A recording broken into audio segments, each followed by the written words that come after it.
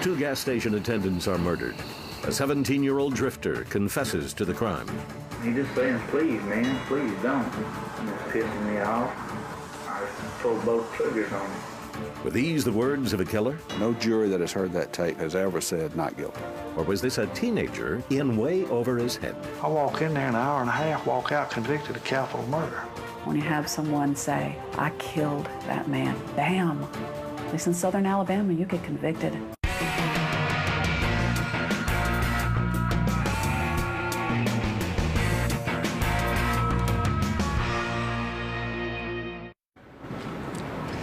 Depending on whom you believe, Michael Pardue is either a charismatic scoundrel who spent 28 years in prison as an innocent man, or he is a killer and a con man whose latest scam has won him his freedom.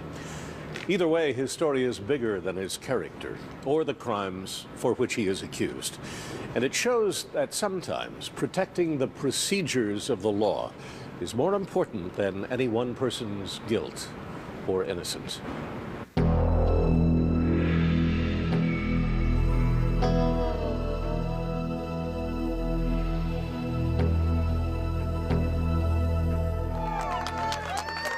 February 15th, 2001. A seasoned convict is set free after 28 years. Michael Pardue embraces his wife, Becky, whom he married while in prison. Without her belief in truth and love, we wouldn't be here today. I knew I was getting out the minute I got in the car with my wife and drove off. I was not certain of it a second before that.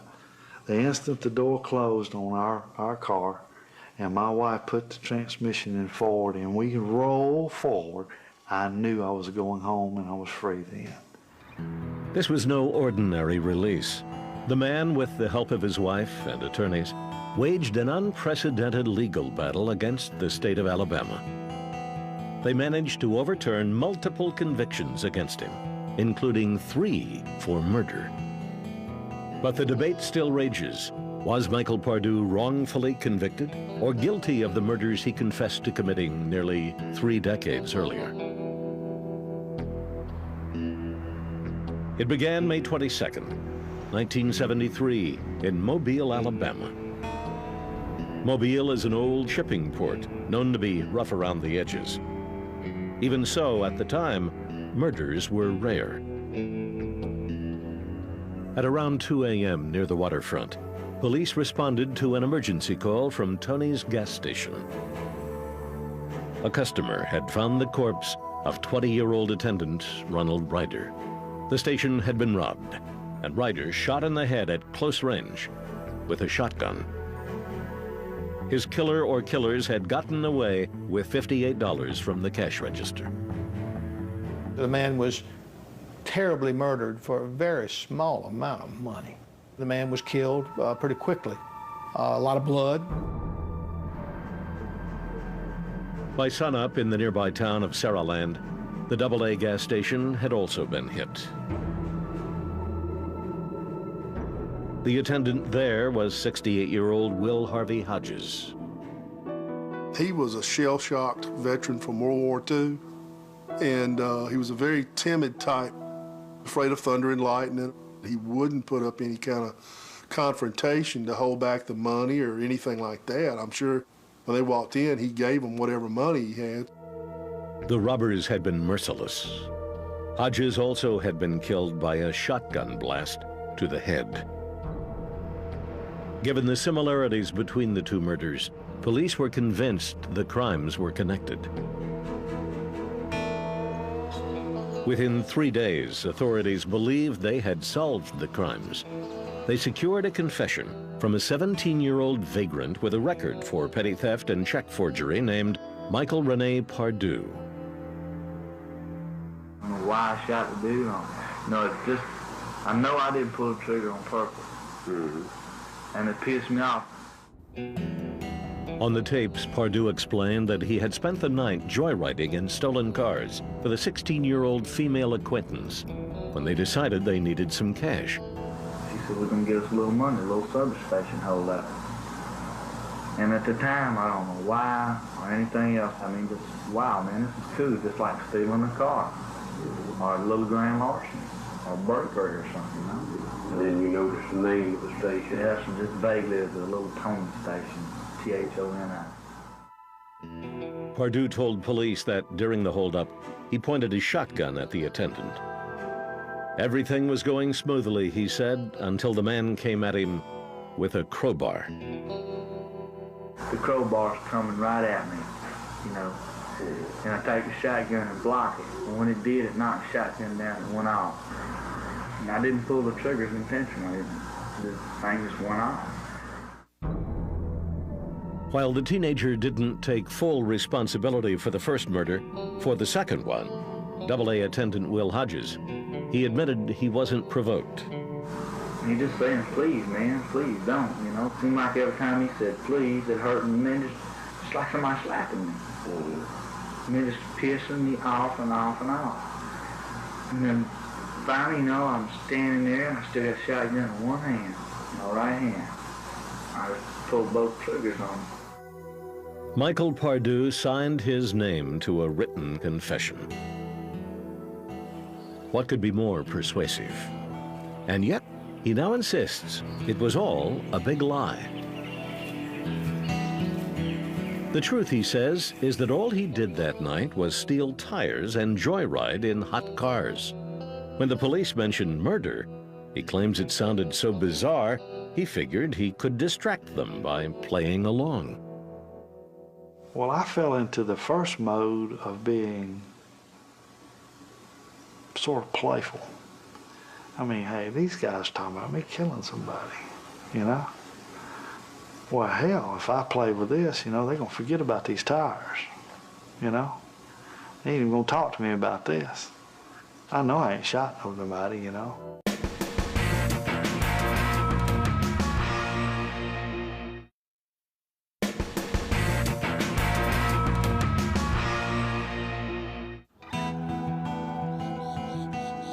In May 1973, Mobile, Alabama teenager Michael Pardue got himself into deep trouble with the law. He confessed to murders that he would later claim he did not commit. It was no mystery why the police considered him a good suspect. At 17 years old, Pardue was well known as a wild, insolent teen, skating on the edge of disaster. Angry, bitter, rebellious. You know, if they could tell me it was, don't go outside, it's raining, I'd go outside just to be doing it. The year before the murders, Michael's life had spiraled out of control. His parents decided to call it quits after a long marriage gone bad. My father was a very violent alcoholic, verbally abusive, extraordinarily explosive. He uses rage, drunk or sober, to handle problems. So usually after I got beat, my mother did.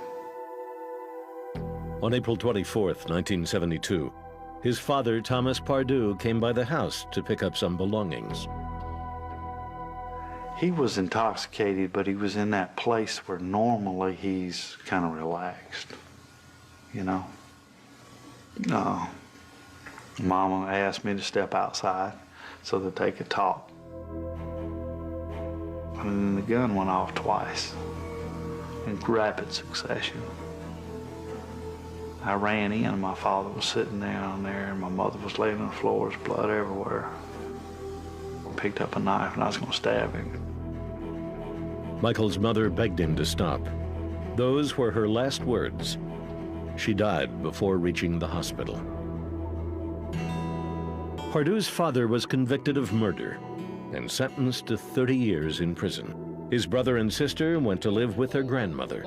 16-year-old Michael was on his own. He dropped out of school, served a few months in prison on a stolen check charge, and began experimenting with drugs. He had barely finished ninth grade. He was virtually an orphan, with his mother dead and his father in prison, and a dysfunctional family, to say the least. Author Donald Connery researched Pardue's background for a book about the case. He was sometimes sleeping in the woods, and he was getting into trouble, and he was arrested for possession of marijuana and alcohol. The gas station murders took place 1 year later, on May 22, 1973. According to Pardue, on that night he was, as usual, up to no good. His 1963 Chevy Impala got a flat tire, so he says he abandoned it at the Plantation Motel and decided to spend the rest of the night stealing cars and tires with 2 friends, and that was it. He claims his troubles really began the next morning when he went to visit his grandmother. I walk in, my grandmother, she said, "Where's your car?" First thing out of her mouth, how are you? Where did you spend the night? Where's your car? So, in my brilliance, I said, somebody stole it. I'm out hunting it all night. She said, well, if that's true, you need to call the police. And I was pissed off, so I called her bluff. Pardue says he was now caught in his own ridiculous lie. So he called the Saraland police to report that his Chevy was missing.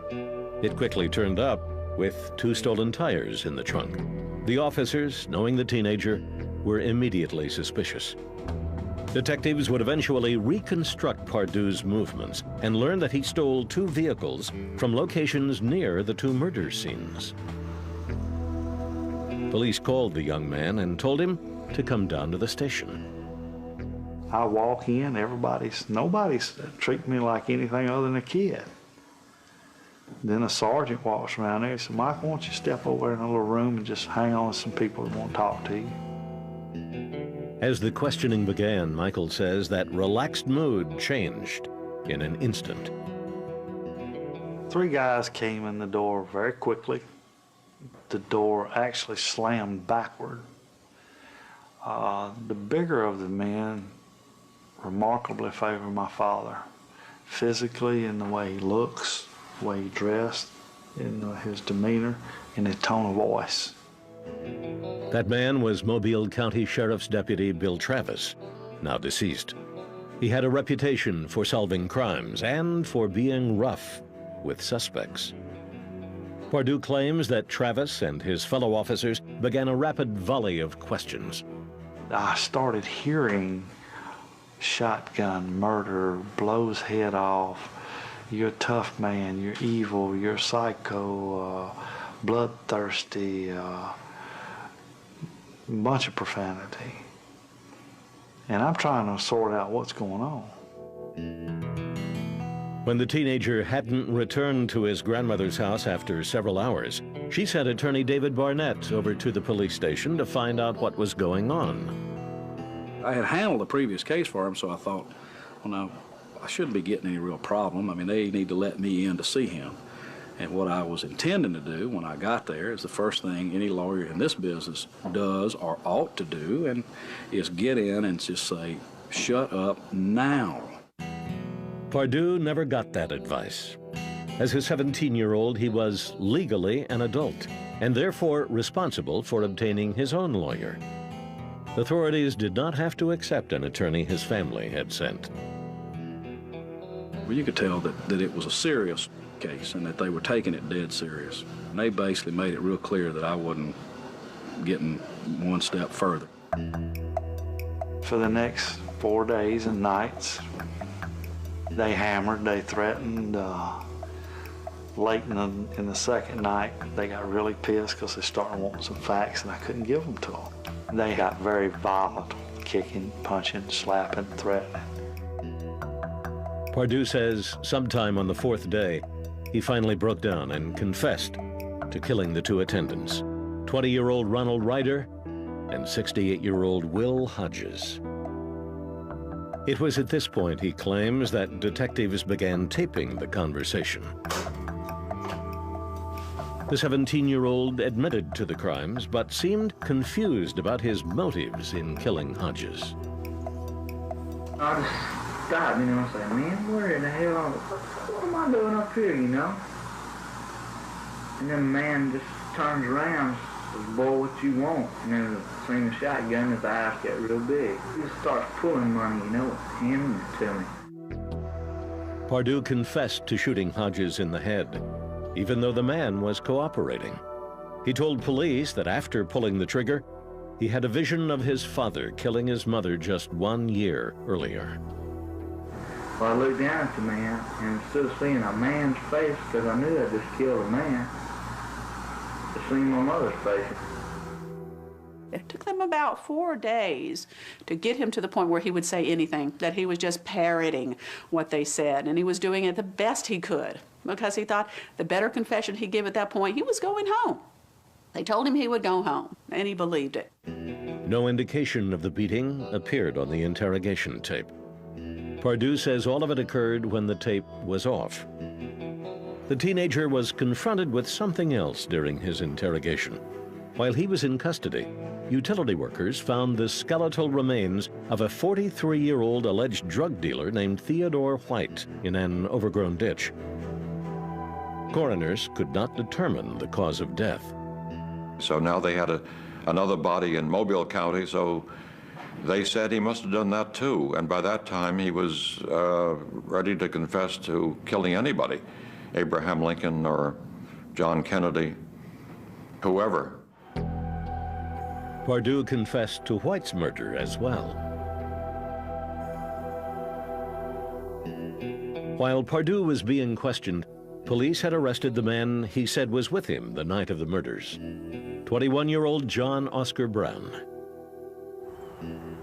In an interview taped shortly before his death in April 2000, Brown claimed the detectives, one of them in particular, treated him just as roughly as Michael Pardue. I told him, I said, man, I ain't had nothing to do with none of that stuff. Anyway, he jumped up and got me by the hair of the head and started beating my head in the desk. Even though he was illiterate, Brown signed a confession the officers wrote for him. He pulled a gun on me, you know, and I just felt like if I didn't say what this guy wanted me to say, I was going to die. Between the two men, police believed Brown was a sidekick. They surmised the leader in the killings was 17-year-old Michael Pardue. In 1973, Pardue never voiced his complaint about being physically abused during his interrogations. He now says the reason is simple. No one would have believed him. While Saraland police do not flat out deny that any physical abuse might have occurred, they call it, quote, highly unlikely. But they do absolutely deny that there was any conspiracy to frame Pardue for the triple homicide. But before any of these debates would emerge, Michael Pardue would have his day in court, or to be precise, his 2 hours.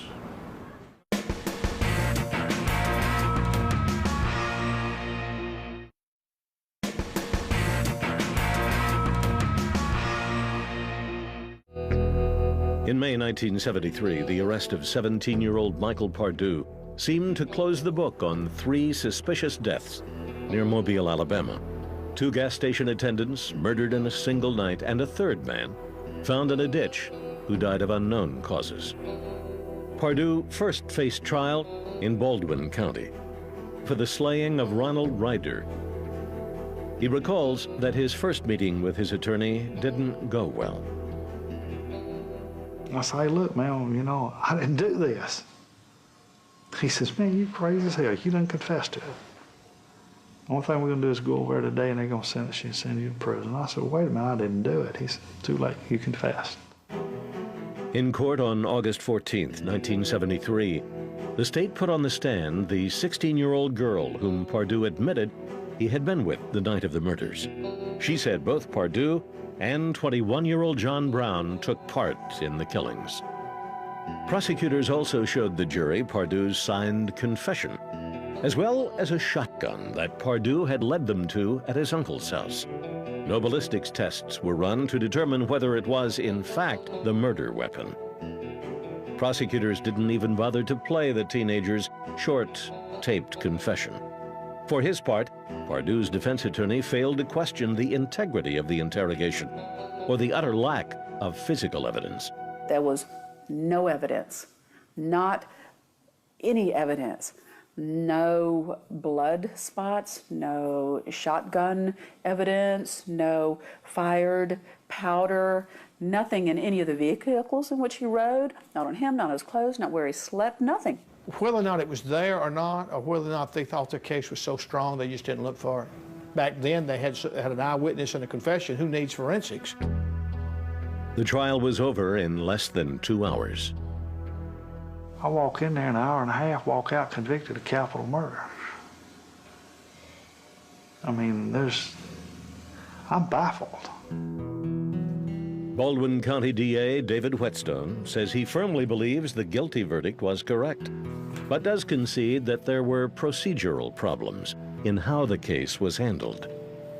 When you get a situation where you have a transcript you can read in 30 minutes, it just seems too quick, and that maybe more deliberation should have gone into it. And I'm convinced his own attorney thought he was guilty, so what's the point of even trying? In a real sense, Michael Pardue had no effective defense whatsoever. The teenager's troubles were far from over. He still faced charges on 2 more murders in Mobile County. At that point, the district attorney approached Pardue and his attorney with a plea offer. He says, if you want to see your 18th birthday, you sign these papers, plead guilty to this right here, today, right now. Because if you don't, I'll see you the first person to die in Alabama's electric chair. I said, looked at my lawyer, I said, what's going on? He said, do you want to die? I said, no, sir. According to Pardue, his attorney never advised him that the U.S. Supreme Court had invalidated all the country's death penalty laws in 1972. So Michael pled guilty to avoid going to the electric chair at a time when he couldn't have gone to the electric chair because the death penalty didn't apply. I think he had incompetent counsel. I'm not so sure that there may have been a suggestion death was a possibility. If that was true, that would be improper. Even so, for the family of one of the murdered gas station attendants, the convictions seemed fair. Just the bloodthirstiness of the way he killed my uncle with very little remorse. That's the part that shows that he was, at that point in his life, a pretty despicable person that, had no morals or no heart whatsoever. In the end, 17-year-old Michael Pardue was given a life sentence. His alleged accomplice in the killings, John Brown, was convicted of first-degree murder in a separate trial and sentenced to life in prison. Pardue ended up at the Holman Maximum Security Prison, one of the toughest in Alabama. The teenager says he had to play a role to survive. I either played triple killer that's really crazy, or somebody would eat me alive. He not only survived, prison gave his life a new sense of meaning. I gained a measure of respect for the first time in my life for just being the persona I was playing. I finally found the place I belong. I could be somebody. But after 3.5 years behind bars, Pardue had had enough. He was moved to a minimum security prison, where he volunteered to train dogs used to catch escapees. His job was to run through the woods and let the dogs follow him. One afternoon, he just kept running. He was captured after 3 days. A year later, he had devised a new escape plan. For a full day, he drank large amounts of salty water, but did not urinate. The prison doctor assumed he had appendicitis and sent him to a Mobile hospital. He's a good con man. He can talk. And he was always able to convince people of him. That was why he was able to escape. When I woke up, they'd done taken an appendix. There was nothing wrong with it. And they were as baffled as everybody else. Pardue found himself handcuffed to a bed, with a security guard sleeping in a chair nearby. He managed to reach the guard's keys and make his escape. He borrowed a car from a friend and made it all the way to Texas. His downfall came when he started picking up hitchhikers. I had a girl and a guy on their honeymoon in the back seat, and I had an old raggedy guy that was looking for a shrimp boat in the front seat. and my little childish-looking self, which at the time I looked like I was about 13 or 14. And I drove by a cop in a car with an Alabama license plate, and he just says, "This does not look right. There's something wrong with that picture." Pardue was pulled over, taken to the police station, and quickly identified by his fresh appendectomy scar. After that 1978 escape, I realized I couldn't make it on a run. I just simply did not have what it takes to do that successfully. So the failed fugitive decided to settle down and try to earn parole as a model inmate. He began working on the cattle ranch at Atmore Prison. In his free time, he kept up correspondence with pen pals on the outside and developed his drawing skills. In the spring of 1983, he wrote a letter to a small T-shirt design company to offer his artwork. The owner was Becky Puyadu. I'm inquisitive by nature, and I was really very curious about the whole thing. You know, even if he were a triple killer, well, this would be pretty interesting. You know, let's look a little closer. After all, he's 60 miles away in a cage. What could be the harm? Soon, the two were corresponding regularly. Visits followed the letters, and the seasoned inmate again began looking beyond the prison walls. Until I met Becky, I was firmly convinced that I was designed to be in prison. That's what I was born for. I'd found peace there. Now I have got an incentive to get out of here that I never had. I wanted the hell out of here. After each of Michael Pardue's escapes, more time was added to his sentence. Originally, he would have been eligible for parole in 1983. These additional penalties made getting out less and less likely. But the inmate now had a new ally, a woman who would do everything in her power to get her man out of prison legally.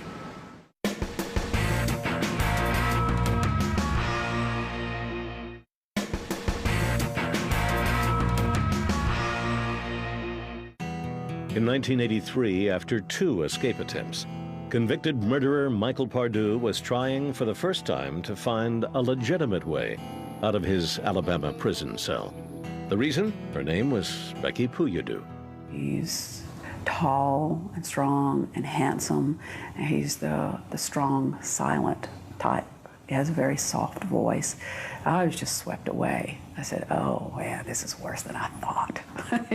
I met her, and everything changed. Man, I started living. I started seeing colors, and I started tasting things that were vibrant.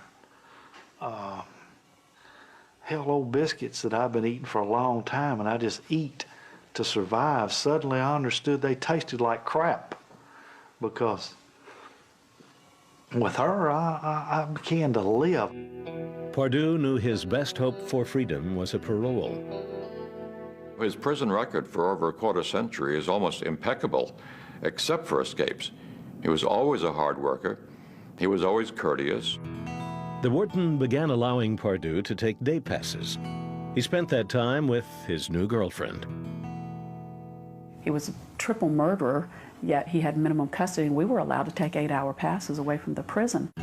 Then state prison policy stiffened, and Michael lost his privileges. And I've done that little childish thing. I rebelled. On March 31st, 1987, while working as a cowhand, Michael rode away from his ranch job on horseback. He made his way to the assistant warden's house.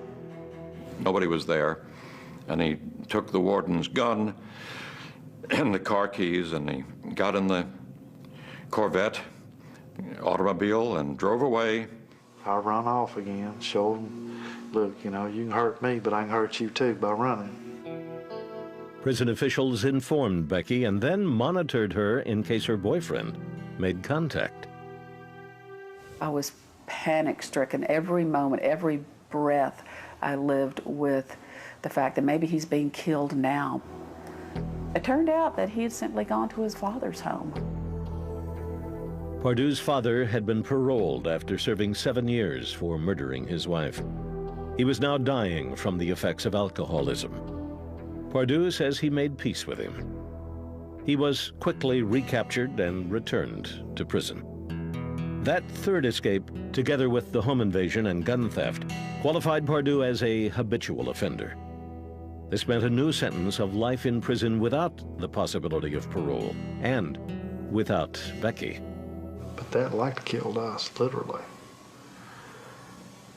But it also gave us a depth of strength that when that judge said life without parole, we knew he was full of crap. We would not die in prison.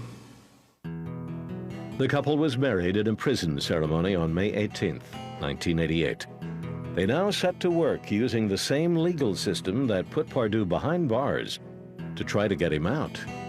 The state of Alabama has all the resources in the world and all the money and all the dozens of district attorneys and assistant district attorneys and prosecutors and investigators and these.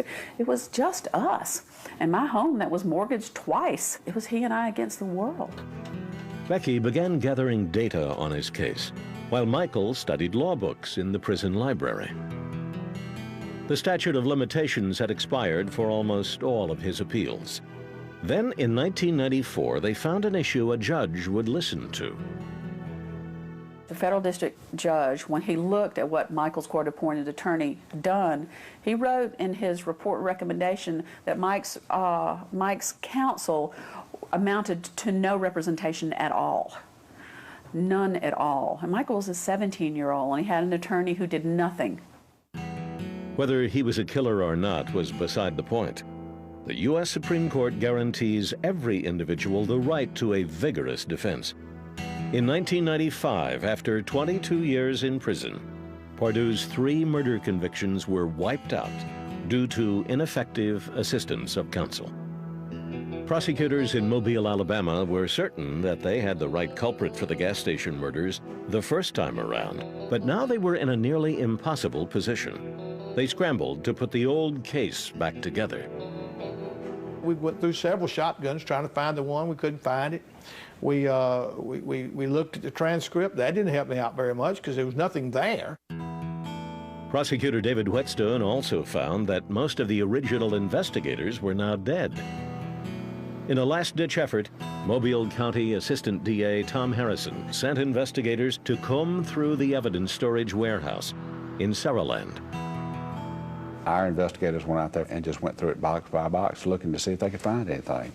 And they came upon a file that had the reel-to-reel and the photographs in it, such as that, came back, and we said, "Thank you, Lord. We can go to trial." The biggest surprise was the long-forgotten reel-to-reel confession tape. It was a critical find and became the most important evidence at Pardue's retrial in May 1995. On it, 17-year-old Michael Pardue good-naturedly recounts what he did the night of the murders. I'm standing there, and I still got a shotgun in one hand, my right hand. I just pulled both triggers on it. Nothing on the hour and 40-minute long tape indicated the suspect had been beaten or coerced while in custody.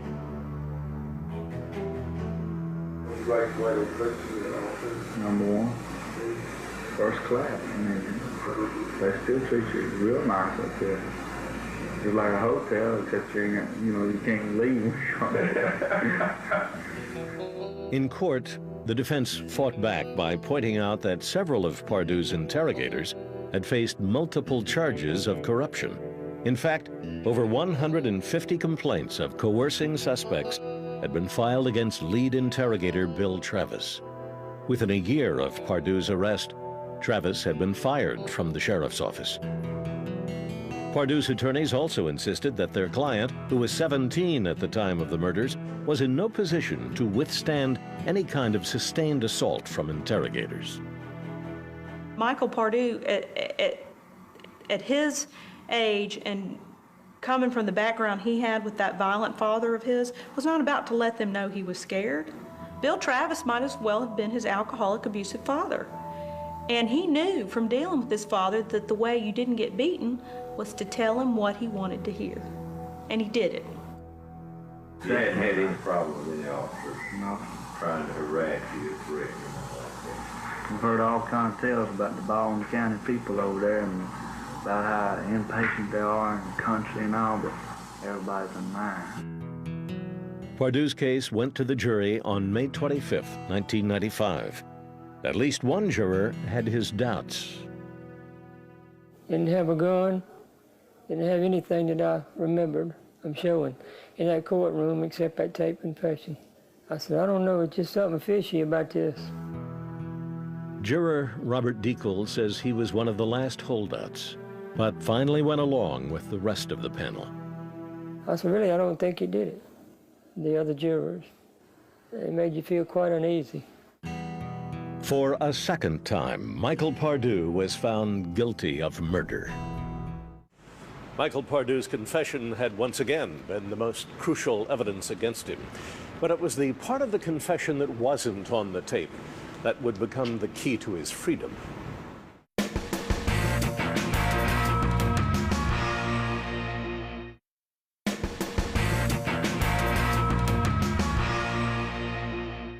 In May 1995, Michael Pardue was convicted a second time for murdering a gas station attendant in Mobile, Alabama 22 years earlier.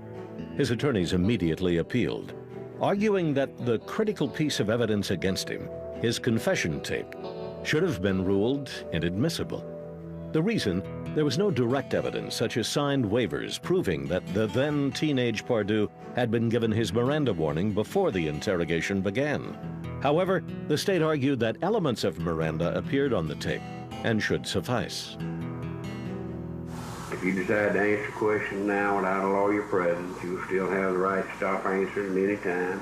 No promises, threats, or inducements have been made against me, and no pressure or coercion of any kind has been used against me. And that means that we hadn't worked on you too many times with rubber hose or promised to turn you loose or anything like that. You understand me? Yes. The Alabama Supreme Court ruled those taped statements weren't enough. There simply was no way to tell if Pardue had received the Miranda warning before he was interrogated. In August 1996, Pardue's conviction was wiped out for a second time. It was a tremendous setback for the prosecutors in charge of the cases. Without the confession, without the gun, with the witnesses being dead, with a very short transcript, that the likelihood of conviction was almost non-existent. The authorities soon announced that they were not pursuing another trial against Michael Pardue for any of the murders.